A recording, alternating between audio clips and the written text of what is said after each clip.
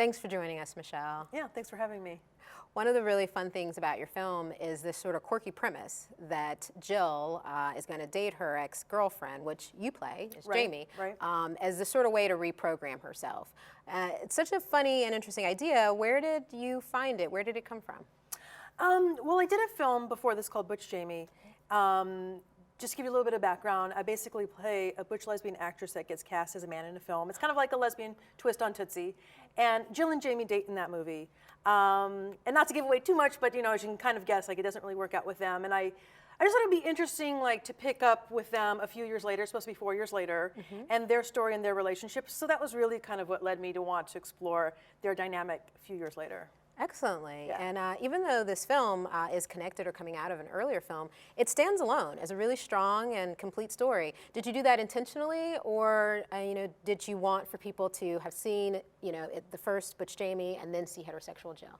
No, like you say, like it definitely stands on its own, and I wanted it to stand on its own. I didn't want people to feel like they had to see the first one to see the second one.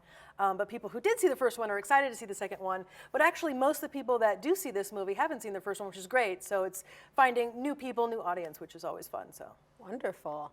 The real strong suit about your film, Heterosexual Jill, is the dialogue. It's very funny, it's kinetic, it moves. How did you achieve that in either scripting or on set? Did you use improv, or was it mainly working off the script? Most of it is from the script, but we did have some time to do a little improv. I like when we shoot a take to let the cameras run longer at the end of the take. And sometimes there's like nice little moments between the actors at the end of the take.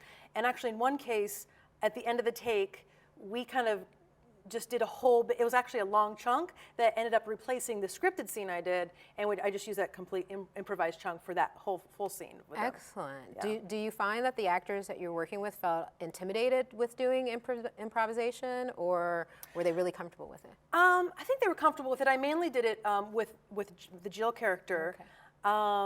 Because the other scenes with the other characters we shot so quickly. It was a 10-day shoot, so it was really quickly, really moving along.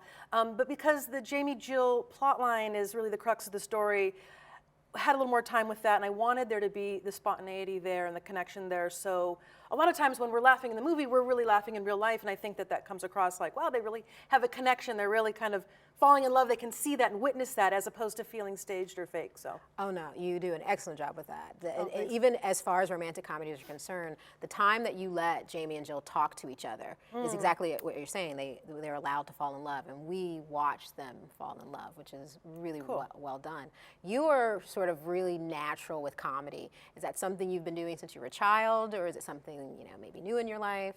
Well, I started acting when I was a child, mainly because I was a shy child and it was a way for me to express myself. But I always shied away from comedy because on the stage, like especially with improvised comedy, there's so much pressure to be funny, and I didn't know how to be funny. So I always did just like dramatic stuff. And it wasn't until I was older and I saw Christopher Guest's Best in Show, and something just clicked. And I'm like, you know what? I'm going to try that. And so I did my own little short mockumentary. Took it to festivals, great audience response, and I was like, yeah, this is a lot of fun. Like, I feel like I can do comedy as long as it's grounded, as long as it feels real, sort of a deadpan style, and that's kind of what I do in a lot of my films, is that kind of style. So. Oh, it's hilarious. It's well done. Oh, thank you. The costumes that Jamie wears, why does she wear so many different costumes? Take us through that bit of the story. Sure. Okay. Well, Jamie is an actor, and so she's shooting a cat actor mockumentary. And that's just sort of a backdrop to get some of the other characters and the subplots kind of at play and to interact. And you don't really know much about that movie, the cat actor mockumentary. It's just kind of in the background. And so there's various points in the movie where she's just wearing outrageous costumes. She just kind of, and with Jamie still being like really deadpan and be like, oh, this is really stupid. And just sort of like, and that was kind of fun and kind of playing with that. Some of it's in the script, and a lot of it is just my costume designer saying, hey, I have all this stuff, what do you think? So. Well, the audience, we have a great time when we're watching that, especially there's this moment where Jamie was walking in with like the tights and the pink and the star, and it's so 80s. And your performance as Jamie is totally deadpan the whole time you're wearing this really 80s outfit. Yeah. I like the way you intercut those scenes within the scenes with you and Jill. You also edited this film. So how difficult is it to have written it, then directed and performed, and now look at yourself on camera while you're editing? Yeah.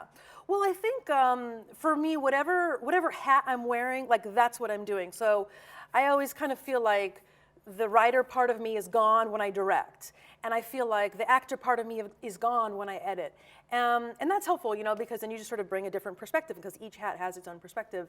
For me, it's helpful because I direct and act, and which I enjoy, but there's a certain perspective that you lose. You get a subjective perspective of how things are working, but you don't get the objective perspective. And so as an editor, I gain that back. And I can critique the performances in a way that I wasn't able to on set, but that's great because on set, when not having that critical eye makes me feel, and hopefully the other actors feel, like we can do whatever we want, we can have fun, we can capture these moments, and then not to say that there's not certain direction or guidelines or adjustments that we do, but that there's not this critical sort of eye that I can then as an editor review and be like, okay, what worked, what didn't, how can we piece this together, so. Excellent, very, very good. When you are bringing this film to the Cleveland International Film Festival, have you screened it to what, you know, may not be a niche audience before?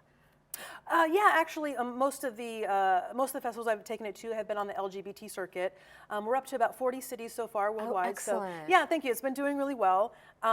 We did do a screening in southern Missouri at a local theater there, where it was screened mainly for a straight audience. But other than that, it's been on the LGBT circuit, and so I'm excited to have it screened at the Cleveland International Film Festival and hopefully find, you know, a bigger, broader audience for it. I definitely think it has the legs for that. You know, it's completely what we would call a crossover film. You know, I think a lot of people who watch it, there's a funny moment where you kind of have a heteroerotic dream, and Jamie, you know, right. the character freaks out about it. Moments like that kind of switch things around. You know, put the shoes on the other foot. You know, were those intentional, or did those come about more organically? Well, it was intentional in terms of, I think, turning the tables a little bit, definitely. And you do see a lot in terms of the stereotypical straight man being homophobic, and it's more just like turning the tables as a lesbian being heterophobic, because I think it goes both ways, and I just thought it would be interesting to explore. And also the continuum of sexuality, like I think very few people are 100% gay or 100% straight. So I wanted to play with some of those gray areas, and it doesn't matter how you identify, if you're gay or you're not gay, how do you relate to your own gray area? Does it freak you out? Are you comfortable? That kind of thing, so. You definitely play with those gray areas in the dialogue that we see. And we have, you know, the kind of bisexual and the gay male and lesbian woman, and they're all talking about, you know, is this other guy, you know, is he gay? Those dialogues, you know, were those things that are coming from your life experience, or were they things that kind of created out of your imagination? I think it's mostly out of my imagination. Yeah. Yeah, that's. Because I have a lot of fun. Like when I write, I kind of performing, and I'm sure most writers do. You kind of perform it in your head. Right. Yeah. The Christopher Guest was a person that you mentioned as an influence, where and that's very clear. You hit that kind of pitch of humor that we see in Best in Show and For Your Consideration. What are some of your other influences? Well, I like Larry David. I like sort of just the inappropriateness, like, you know, just sort of saying things that, creating flawed characters that you root for in the story, but they're not perfect. They're not perfect people, and that's why I think people can identify with them, and they're kind of lovable in their own endearing way because they're not perfect. And so Jamie kind of says certain things that you shouldn't say sometimes, which are just funny, and it's like, what? Like, I love her. Here to Meet Chicks is hilarious. Yeah, right. I'm here to meet chicks, right? It's like, so Larry David and Woody Allen to an extent too. Yeah, so. That's great. What advice would you give our students here at Cuyahoga Community College who are studying to be media, so they're getting the technical stuff, but really be able to have a strong voice the way you have? You know, I think in terms of advice, like, I actually really believe that you should do what you're most passionate about and what you really want to do. And I don't think, because I see a lot of people, especially writers, that try to be commercial, and that's fine, but then I feel like when you're trying to do what you think other people want to see or other people are going to pay you for, you lose your voice and you lose your originality, and ultimately I think at the end of the day that's what really speaks to people. Yeah. So. Thank you so much. I agree, and I think that's great advice. I appreciate you coming here, and thank you for joining us. Yeah, thank you very much. And thank you for watching Cleveland Film Talk. For more information on the films and filmmakers, please visit our website at clevelandfilmtalk.org.